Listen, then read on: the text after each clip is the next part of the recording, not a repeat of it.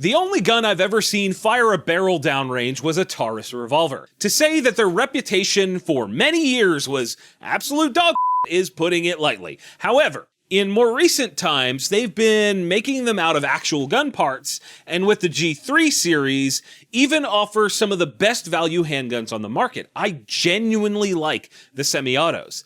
That said, I fully expect that they did the same thing with their revolver line. Let's find out all together now. Is it any good? The MagShack has the mags you need at a solid price all the time. From Smith & Wesson to SIG to Glock to Taurus, from ARs to AKs, they've got it. If you don't believe me, go check the link in the video description to head over to themagshack.com and check out the massive selection they have. Enter the 856 Executive Grade. This is the Taurus attempt at a sort of custom shop gun. This gun comes in this fancy Pelican case and even includes a "You've been promoted" envelope holding the manual. Ah!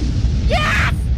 Promoted! It has a 3-inch barrel and holds 6 rounds of 38 Special plus P in the cylinder. The sights are a notch-style rear built into the frame and a plain black front. The grip is made from walnut. Think of the Executive Grade as a clone of the Smith & Wesson Performance Center at a much lower price because this has an MSRP of $689, while a comparable PC gun might go for $200 to $300 more at a minimum. Here we go, first rounds with the Taurus Executive Grade. Let's see how bad that double action is and if I can stage it. Well, that was bad on my part, but not a bad trigger.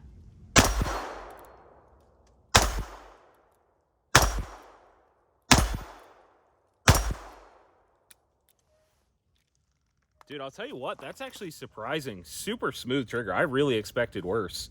I really did. I genuinely expected that trigger to be kind of gritty and, you know, like not what this is. Interesting.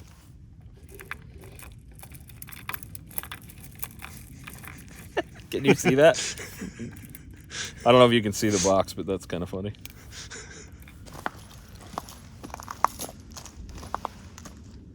All right, let me get my grip better.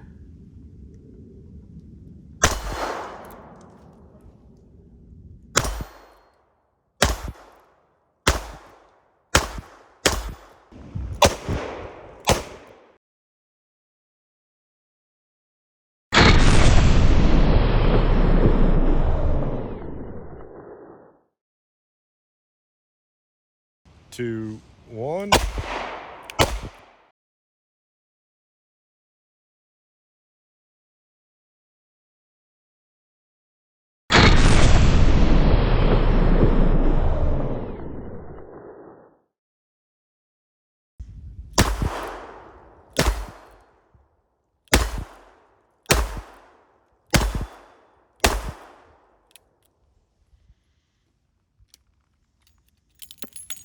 All right, Josh is going to try the plate rack here, see how good he is with this thing. Go ahead. Oh, High. a little high. Hit low. Low again. That was me. I can see you anticipating. Yeah. See if you got another round. I don't think so. Yeah, that's something we'll have to get used to. Yeah, for sure. Like I am not used to revolvers at all, so I'm like waiting for that kick, and this doesn't have it. Yeah, it's actually not bad. 38 special, regular stuff. It's not bad. So Josh just told me this is the 4th time ever that he shot a revolver. Yeah, so learning. Come with me on the journey. All right, you've got 6 rounds, 6 minutes. Slow down, slow down. You're hitting low. You're hitting low. Oh, okay. There's a hit. There it is. There you go. To the right. I think what's happening is because it's double action, you're like pulling real hard to overcome that and potentially pulling the nose of the gun down. Definitely. Like because I can feel the gun moving a little bit while I'm shooting it. You can actually stage that cylinder. So partially pull that trigger, stage the round, and then it'll go off. So if you take your time and do that instead of that one pull, you may find yourself a little bit more accurate. So that's what you're talking about there, where you're back to about there? Yeah, like so you'll feel it like come on to its peak. right about there, and then it should just click. All right, so Josh is going to try staging the trigger this time. Take it nice and easy. Keep those sights level. I mean, you know how to shoot a semi-auto. Low. Go slow. So stage it, hold there, and then set it off. There you go. Oh.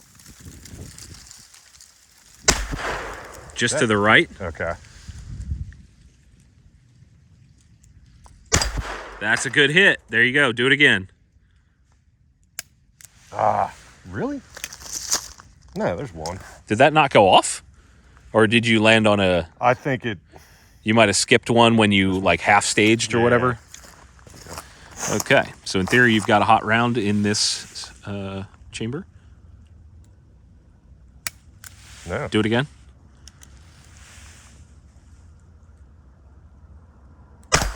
There it is. Found it. Okay, do you feel like that staging is helping? Yeah.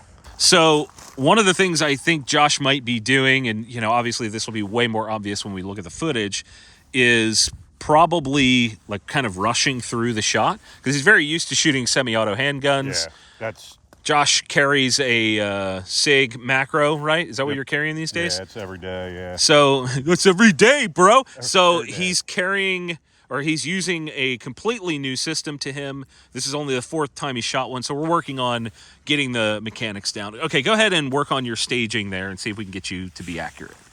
That was high. Okay, slow down and make those hit. Good hit. There it is. Good hit. That was just to the right. Okay. Again. So what's interesting is because you don't have your support hand, the mechanics are going to be different. Like you don't have your hand on the side of the gun, so it's going to feel different. Like I feel like there's a huge gap here because I'm trying to just do that. So I have that big gap in there, and it's like I can feel the pistol move or the revolver moving when I'm... And I'm far from an expert on training or anything like that. I don't want the comment section to light me up for that. I'm just trying to help a buddy. Yeah, because I don't know what I'm doing with this. I'll tell you what, we looked up the retail price on this, and the MSRP is like just under $700. And I saw it on some website for significantly less, about $100 less. $579, I think it was. So this is like call it a $600 revolver or less. And for $600, this thing rocks. Yeah, and it's smooth shooting. Why don't you reset that plate? Smooth shooting for a $600 revolver. Not that I know a lot about revolvers, but I would buy one. Good hit.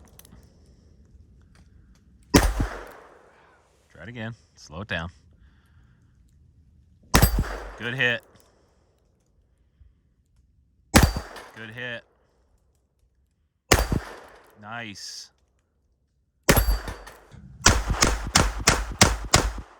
So, I don't know if you guys can see that, but I was unloading this and this got stuck on this inner part of the grip.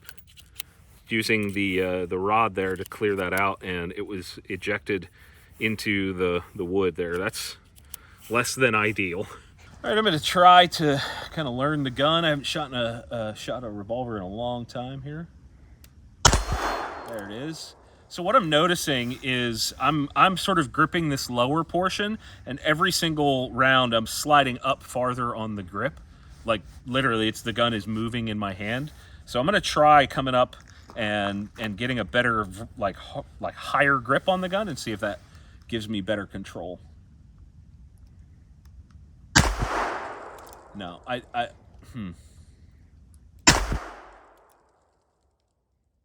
it again. I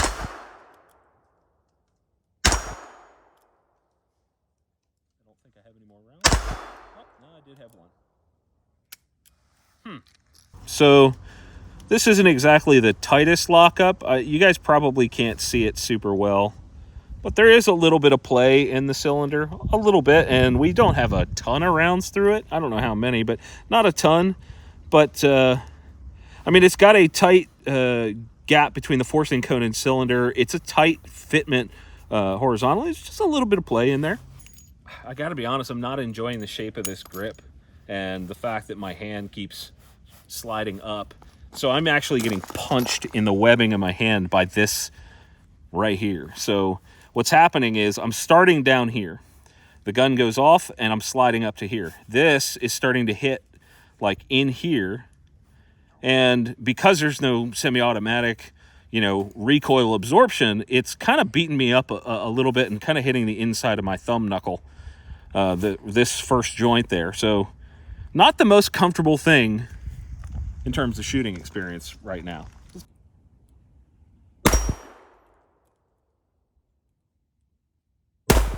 Oh, I don't know what the hell that was. So that was all me. I fired and I watched the round hit way right of the target.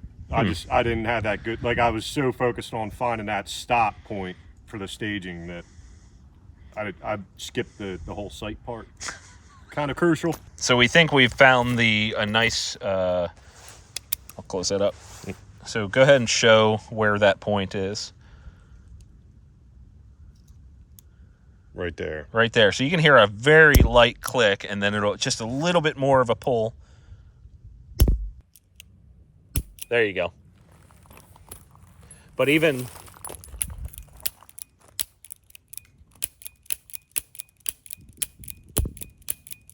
this is something that every revolver shooter should do, is learn their double action trigger. And quite frankly, I don't have enough hours in the day to do that for this review. But we're getting there. Man, that is a very, very tight gap. That is a very tight gap. We were just observing that there's a lot of sort of soot and stuff on the muzzle, but not as much on the actual front of the cylinder where you may see it on a revolver. And that generally points to a tight forcing cone cylinder gap. There is some here, but not nearly as much as the muzzle. And that says that gap is pretty tight. And we can see there, like, I'm trying to find an angle where I can see daylight through there. And I'm not really finding, maybe a tiny, tiny bit, but really, like, that's a nice tight gap. That's kudos to Taurus for that. Here's another issue from that grip is when you're ejecting rounds, they kind of get stuck in there. All right, see if you can like rotate that cylinder and they'll come out like that's so yeah, good luck doing that with fine motor skills if you take a revolver to a gunfight. So I'm noticing just through using this a little bit more, I wish the front sight had like a little section of red or maybe even a gold bead or something like that, because I'm noticing that with the sunlight where it is right now, the front sight, although it is black, ends up looking silver and sort of blends together on quick sight acquisition. It kind of just is all one color in certain lighting, and I just wish there was a little bit more contrast. All right, here we go. I'm going to try to be accurate. Let's doubt that that's going to happen.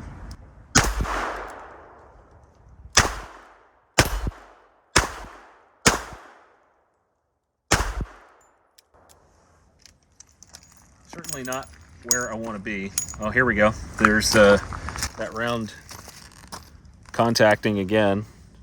And it's like, oh, look at that. So when...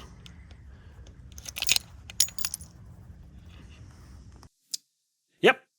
You saw that. The gun fell apart while I was shooting it. Here I was talking about the fit and finish and, oh my gosh, this is getting better than the stuff I've seen before. And then, boom, ejecto-cedo to that screw. Should that be that easy? Oh, we lost a screw. That I was going to say, that's not right. Oh, boy.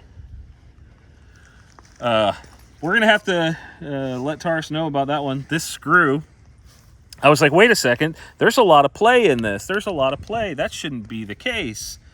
Well, it turns out we lost that screw right there. I'm going to look right here on the ground, but that's not exactly what's supposed to happen. And quick mag change. Here's the thing. I really like, I'm not gonna completely dump on them for this, but that is not great. That should not happen. I should not be able to hold this. Okay, I thought, I had high hopes. Okay, and this is definitely not gonna go back together correctly now. Oh, Jesus. All right, well, then I guess that's kind of it. Just in case you guys are wondering what the ground looks like at our range, good luck finding a screw out here. Please tell me you found it. Blue. Oh, I was like, oh my gosh.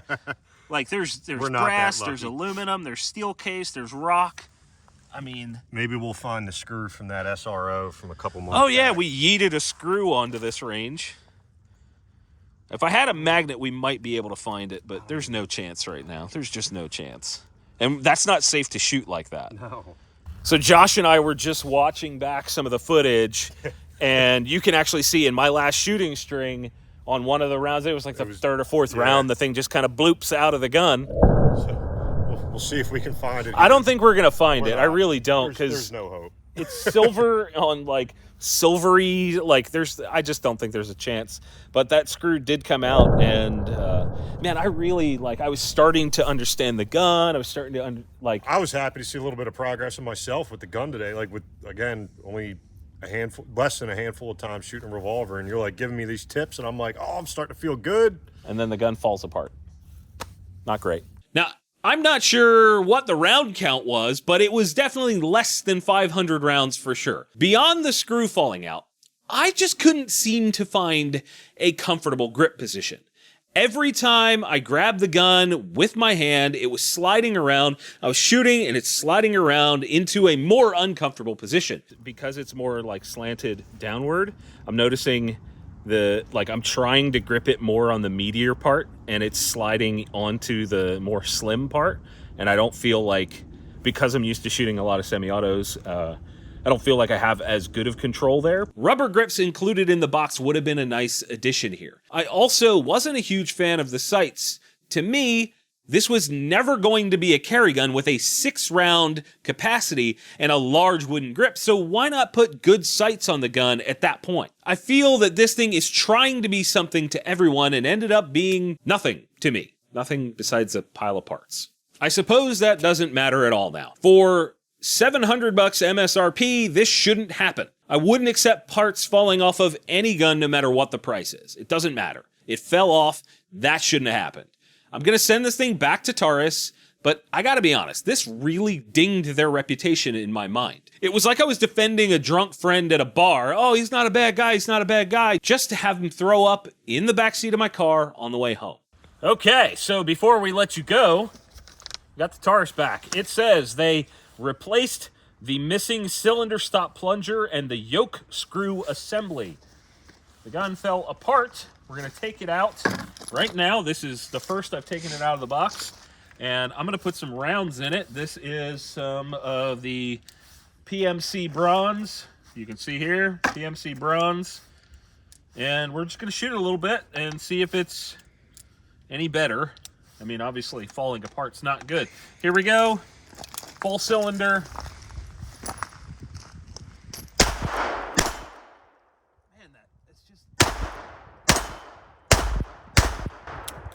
I am just not a freaking fan of how this gun shoots. And look, it's catching the brass on the grip. You gotta spin that around to get all the brass out. Regardless of whether it went off or not, because it did go off before, but regardless of that, this is still something that I just can't trust my life with because it fell apart from the factory the first time. I can't put my life on that. There you go.